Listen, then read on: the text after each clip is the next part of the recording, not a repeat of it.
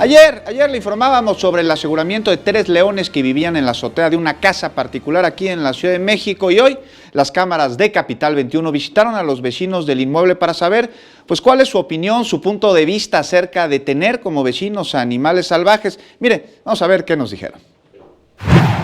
Algunos vecinos de la colonia Viaducto Piedad dicen que fue injusto el aseguramiento que realizó la Procuraduría Federal de Protección al Medio Ambiente de 3 leones que vivían desde cachorros en la azotea de un domicilio en la alcaldía de Iztacalco. Pues que todo lo hicieron arbitrariamente, que primero tenían que haber investigado porque el señor Omar cuenta con todos los permisos.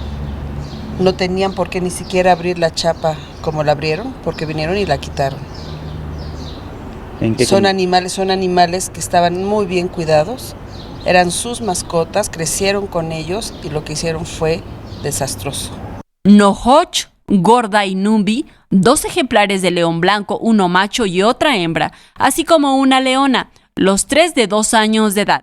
Vivían en el techo de la vivienda con barrotes altos y reforzados donde comían y descansaban, entre otras medidas de seguridad que el dueño Omar Rodríguez había implementado y quien contaba con la documentación para la posesión de los felinos. Aquí jamás tuvimos, ni rugidos, de repente se ve algún rugido.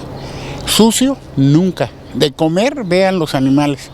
Ayer todavía les metieron bolsas como de 14, 15 kilos de pollo antes de que se los llevaran. Porque tenía entrego especial de alimento para los animales. Los animales, nos consta que los hijos se dormían con los animales.